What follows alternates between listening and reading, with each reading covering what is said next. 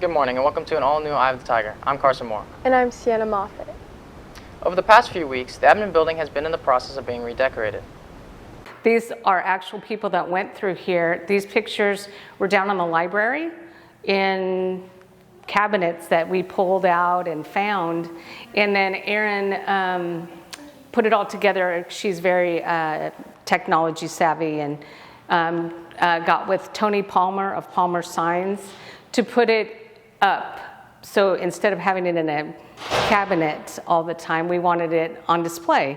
And so when this building was built, Erin knew that the round was here. And that was the plan back then, to do a timeline. In other news, the junior class prom crab feed fundraiser is being held this Saturday at the Roseville Mahaney Sports Center. If interested in volunteering, contact Elaine Steves at student.rjuhsd.us. Starting this term, PE classes have been accounting for students' runtime and statistics in a new digital way. We go to Carter Maldonado with more on the story. In PE, there has been a new addition to the way teachers track their students' runtime and participation. This addition is known as Run Badges and has been put into place by Mr. Earhart. Just came up with an idea we were trying to cut down on cheating and improve accuracy, specifically with times and laps, things like that. So we just kind of started, with technology. We had the scanners. We use them for roar, check-in, and common areas. And so we thought, me and Mr. Pipitone kind of got the idea to try to use it to better accountability with running. Sophomore Jackson Seeley believes that the run badges are imperfect and often have errors. I don't think it makes it quicker. Sometimes the scanners mess up and I'd be sitting there for like 30 seconds, and sometimes they don't reduce my time. On the other hand, teacher assistant Tanner Wolf feels the system is much more efficient. Yeah, as a TA it is, because instead of having to search for everybody's name, you just scan it and they go. It's a lot easier. Earhart explains that the system is still new and is currently flawed, but has hopes that it will make tracking participation better than ever. I think it's our third week using them. Started a few weeks ago, but still kind of trial and error, still working on it. Yes, it's working. We've had some glitches for sure.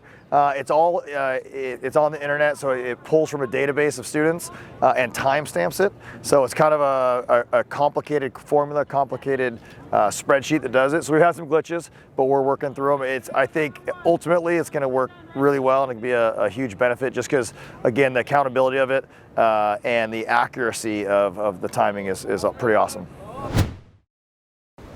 Thanks, Carter. And now we go over to Joseph Bianchini with sports.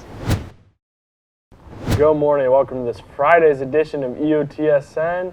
I'm Joseph Bianchini. For 5 years now, we've seen Roseville sports teams in the CVC, or the Capital Valley Conference. If you've watched EOTSN over the years, you are very familiar with this division. It includes ourselves, Wood Creek, Intercom, Bella Vista, Antelope, Yuba City, and River Valley. Well, now plans are underway to realign the divisions, and we may see Roseville shift from the CVC to the CAL, the Capital Athletic League. Now, before I jump into the division, I must say this is currently only a proposal as of right now. This very well could change. There is a meeting on Tuesday to discuss this new division, and we should know the official divisions by April. But if the proposal goes through, this would be the division Roseville would be rocking with. The Tigers would stay with River Valley and Yuba City. The rest of the schools are new, with Casa Roble, Del Campo, Oakmont, Nevada Union, and Placer all joining Roseville. There are some pros and a whole lot of cons with that list. The good part is that the league should be a whole lot more competitive than the current CVC, except for River Valley because they always find a way to suck. The other pro is the fact that there is a possibility for a resurrection of the rivalry with Oakmont. People forget this, but back before the Roseville rivalry with Wood Creek became big, it was always Roseville versus Oakmont going at it. But that leads us into the cons. For one, there is no Wood Creek in this division, meaning that this rivalry may have run its course unless Roseville gets scheduled non-league games against the Timberwolves. The other big con, though, is the travel. The two teams from the CVC the Tigers would actually stay with are the two furthest teams from Roseville, being Yuba and River Valley. At the end of the day, this is all still just a proposal, but this could very well change. But as of right now, this looks like the likeliest scenario. If this proposal were to go through, it would take effect starting in the fall of 2024. In other sports news, spring sports are well underway, and we've got some scores. Boys lacrosse opened up their year on Monday with a strong 10-5 win over Folsom. Boys volleyball started their season with a 1-0 win over Davis, but then would fall to 101 a day later in a loss versus Rockland. Yesterday, both baseball and softball had their first games of the season, but would both unfortunately lose. And really quickly, here's the game action that we've got in store. Today, boys volleyball takes on Del Oro, girls lacrosse goes to Rockland, and swim has day 1 of the Grizzly Invitational. Tomorrow, the only varsity sports action is swim's day 2 of the Grizzly Invitational. And fast forward to Monday, softball go to Ponderosa, and boys golf have the St. Mary's Invitational all the way in Stockton. And that's all in your home for Roseville High School sports, top plays, breakdowns, and more. Eye of the Tiger Sports Network, EOTSN. And now we go over to entertainment. Thanks, Joseph. Last week we saw the release of the new horror survival game, Sons of the Forest. This is a sequel to the highly regarded game The Forest, so fans knew this one was going to be great, and they were right. A major highlight of this game is the graphics. The wildlife is just beautiful, at times making you forget it's a horror game. The forest looks so realistic and full of life. This is a major step up from the graphics we've seen in other survival games. The AIU experience is also something that's been getting a lot of attention, especially Kelvin. Kelvin is a companion who is supposed to help you survive, but without the right command, he does quite the opposite. This game has been blowing up the internet. It's easy to see why. As of late, the gaming community hasn't gotten many great survival games, so it's amazing to see one come up and revive the genre. Unlike Elden Ring and God of War, this is a game that the community has been able to just have fun with, which Kelvin makes pretty easy.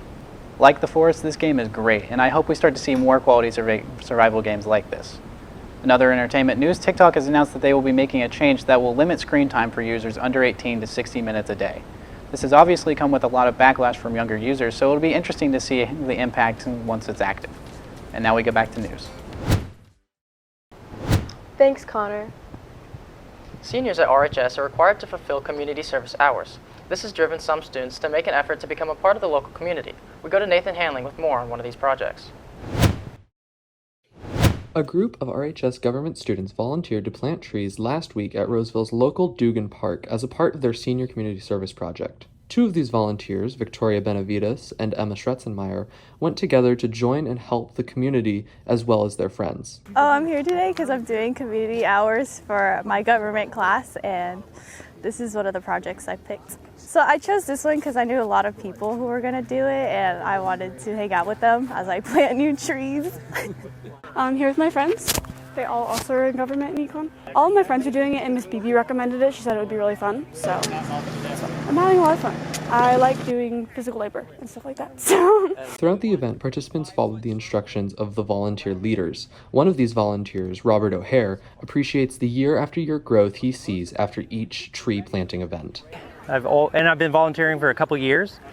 For me, it's probably the one thing that you can do that you can see change. Some people recycle, do different things, but I can see what we're doing, and then I can come back year after year and see the trees getting bigger and bigger. For those wanting to explore the new forest, Dugan Park is still littered with many of the new tree shelters. That's it for us today on Eye of the Tiger. And remember, we're always on eyeofthetigernews.com. We'll see you next time.